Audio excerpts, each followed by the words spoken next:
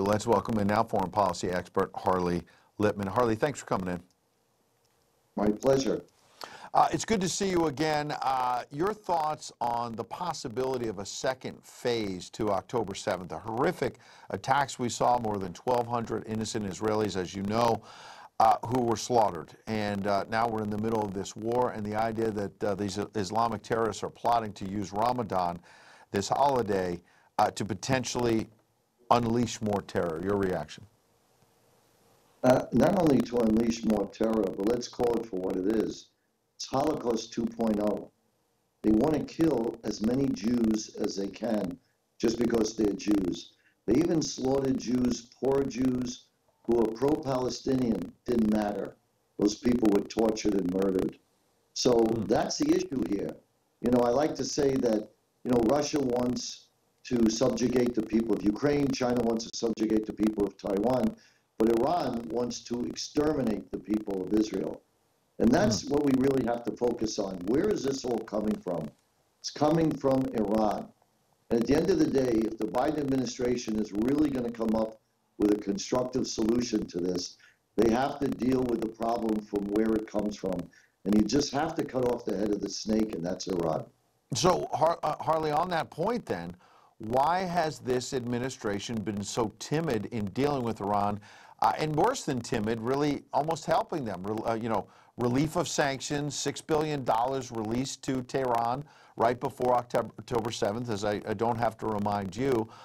And then you fast forward to the ice cream news conference where the president's licking the ice cream cone and talking about how he's pressuring Israel for a ceasefire. He's doing that, as you know, in large part because he's got a big political problem in states like Michigan, where Arab Americans and Muslim Americans want him to pressure Israel more. Isn't that partisan politics shaping foreign policy? It just seems obscene. Certainly. It's sad, and, you know, this is where the Democrats have to figure it out. Either they're going to be completely captured by the progressive left, and or they're going to follow a little better, more moderate course. And it's just sad that he's letting his core principles of supporting Israel, which is really a little America. Remember what Hamas says. Israel is the little Satan. America is the big Satan.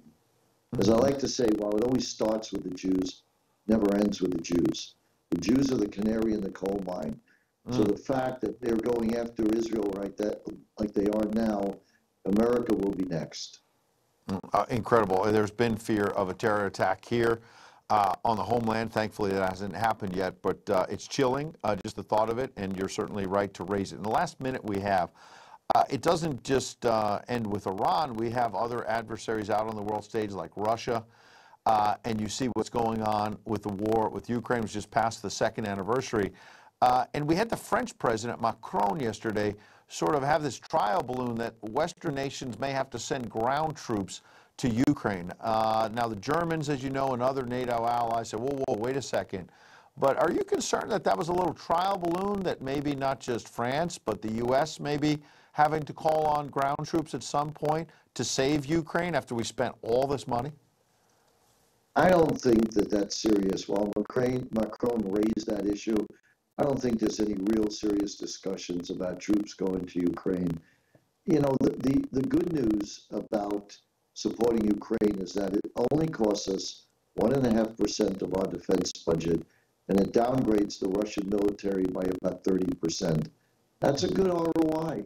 And when you look at this, that it is an axis of evil, these nations, North Korea, Iran, Russia, and above all, China. They're all in this together, and they're trying to defeat us. And we need to be strong. We need to stand up. And the reason why we need to stand up for Ukraine, even if you don't care about Ukrainians, and yes, President Biden should take care of our border. I understand before another country's border, and I get that. That's certainly true. But at the same time, and yes, we need to know where the money's going. We need to have an accountability. But if Russia succeeds in Ukraine, I don't know of any dictator in history that then just stopped. The likelihood is they'll go after our other allies, Poland, the Baltic republics, and then you have the risk of World War III. And that's why it's important to defend Ukraine. We don't want World War III. Yeah, dangerous times indeed. I get your point about return on investment. I think you also understand, because I know you know the economy as well as anyone, that we're also $34 trillion in debt. So there's a balancing act going on right now. Harley Lippman, we appreciate your insight. We'll hope to have you back here on N2. Thank you. Thank you.